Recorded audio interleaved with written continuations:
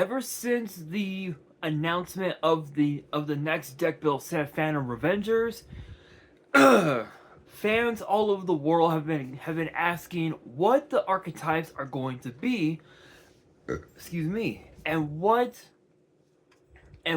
could the summoning mechanic be revolved around? Well, in today's video, we are going to be talking about exactly that, exactly what the archetypes are going to be, and what their summoning mechanic revolves around.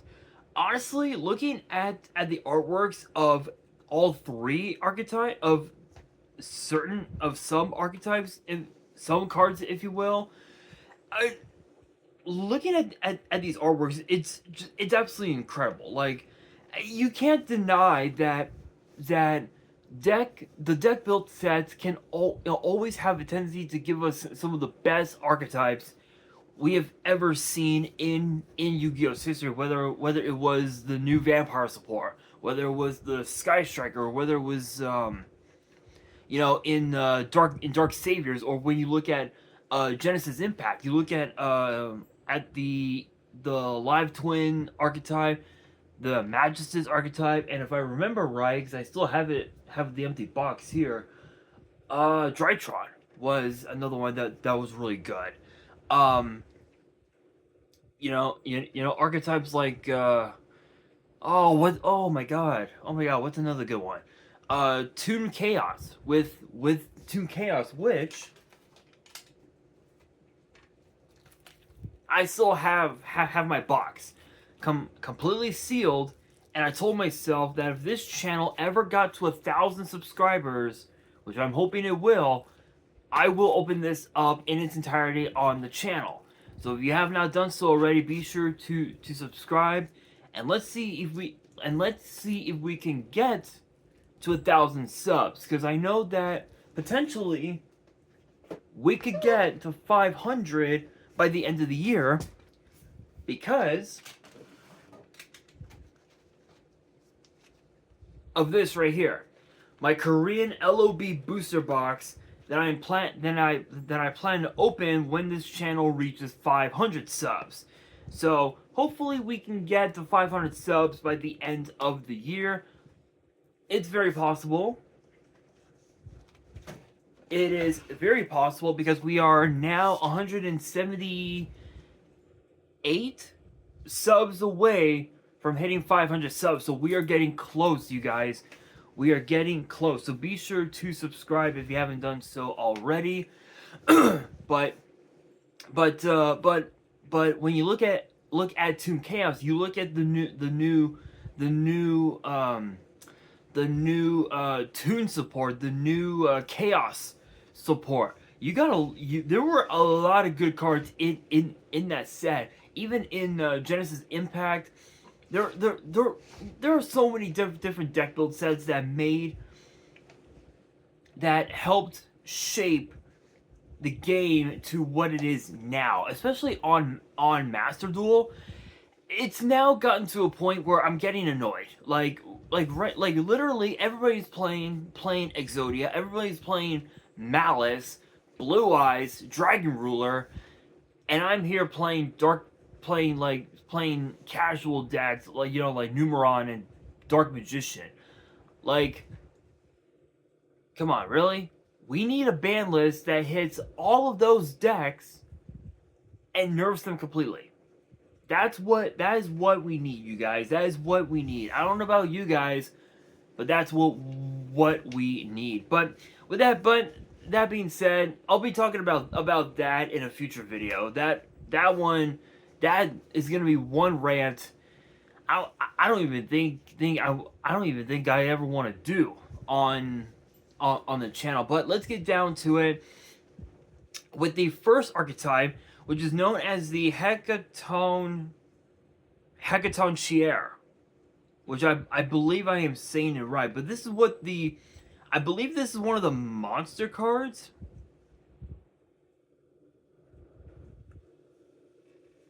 I believe this is one of the monster cards, and I believe this monster card is known as Hecaton Jaza.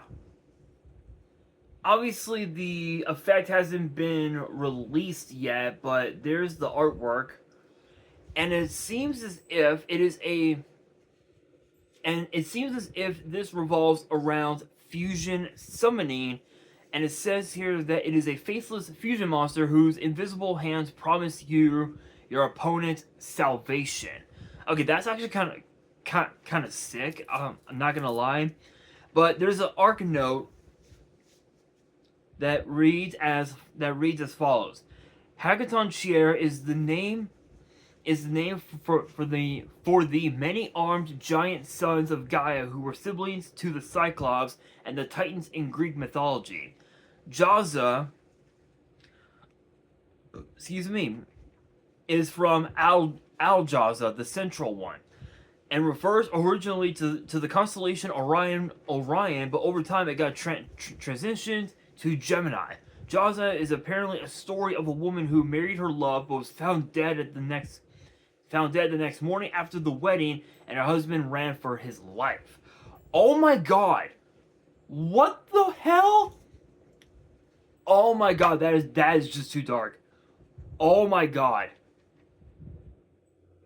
I'm being honest, this archetype might go down in history as one of the most dangerous decks in the entire format. I don't even know what to expect with this archetype, but I can guarantee you that this archetype is definitely going to change the meta, especially with the fact that you could potentially use this archetype with decks like Fiendsmith and even also Kashtira.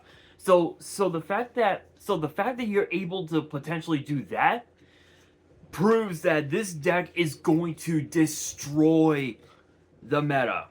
Oh my god, you guys, that's crazy. Next up, the next archetype is known as the Enneacraft, I believe is how it's pronounced, and apparently this card is known as Enneacraft Autori F. Mar. And again, the effects haven't been released as of yet, but there's the artwork, which actually kind of looks like it kind of looks like something out of a combination of Star Wars and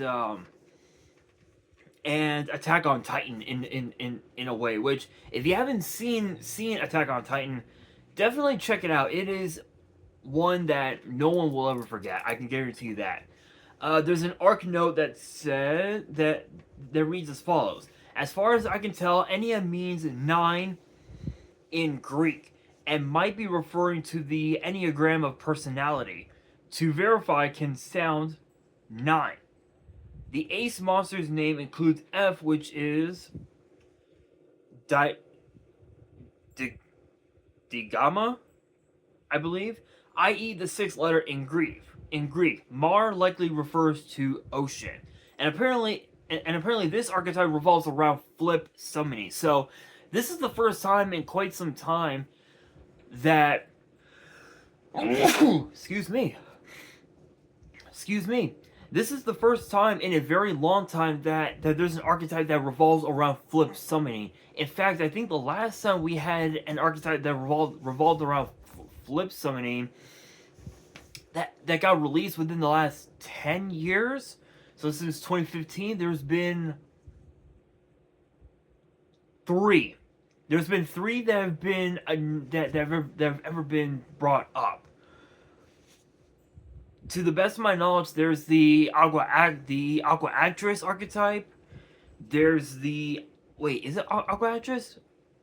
I think so. I think it's the Aqua Actress, the Prediction Princess archetype, and if I remember correctly, the Subterrors. If I remember correctly, so the Subterror archetype is also another flip archetype that again revolves around flip summoning. And the funniest part is that you don't even need an extra deck to even do anything with that archetype, which is insane. And now for the last archetype, this one is known as the Killer Toon archetype. This one might, I believe this is gonna be the next waifu the next waifu archetype.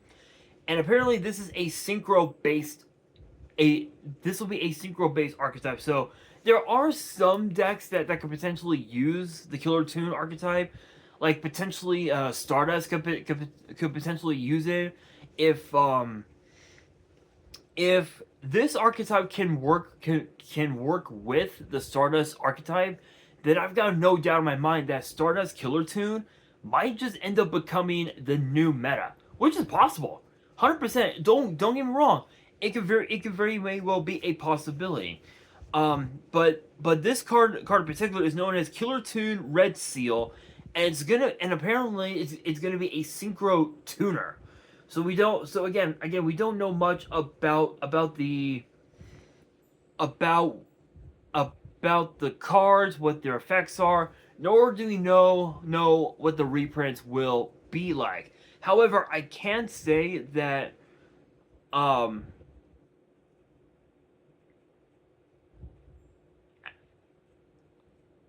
I believe, in my opinion, that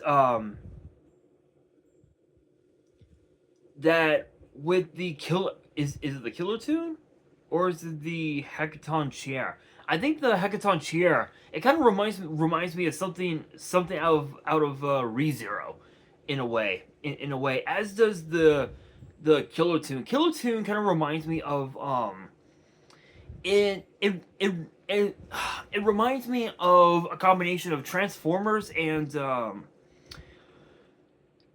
oh my god, there was an anime based on machines. I'm trying to think of what it is. What, maybe Mobile Suit Gundam? Maybe, I don't know. That's a strange one. That is a strange one. But the Hekaton Chair does remind me in a way a little bit of ReZero, so it's actually kind of sick.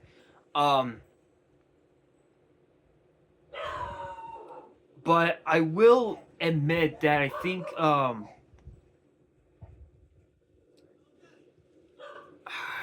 you guys. Oh, hey guys, you guys are gonna have to give me 1 second. Something just came up here on the iPhone. I'll be right back.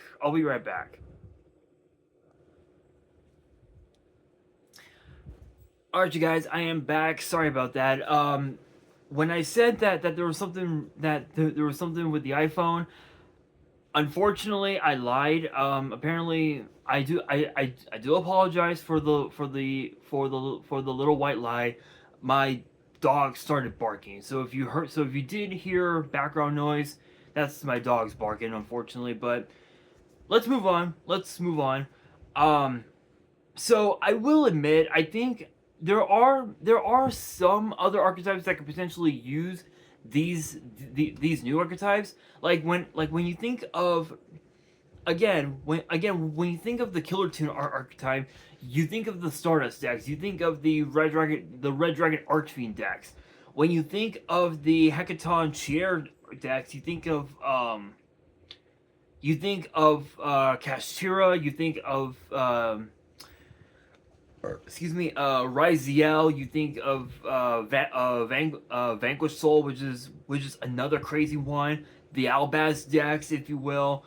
There are quite a few decks that can abuse these archetypes, but again, we don't know much about what the archetypes are going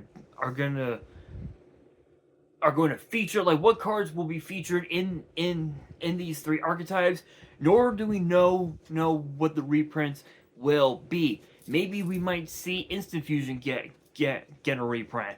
Maybe we might see Formula Synchron get a reprint.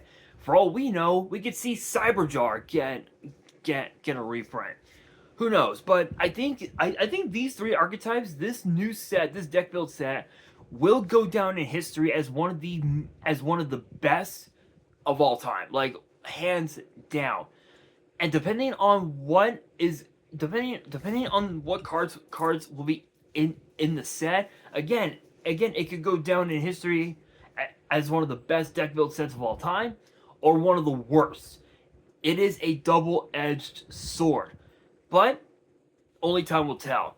But let me know down in the comments below your thoughts on these three archetypes, and what cards would you guys like to see get printed or reprinted in this deck build set.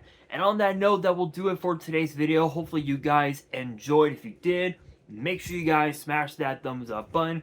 If you guys are new to the channel and you guys want more Yu-Gi-Oh topic videos in the future, then be sure to subscribe to the channel, turn on the notification bell, and as always, make sure you guys are following me on all of my social media.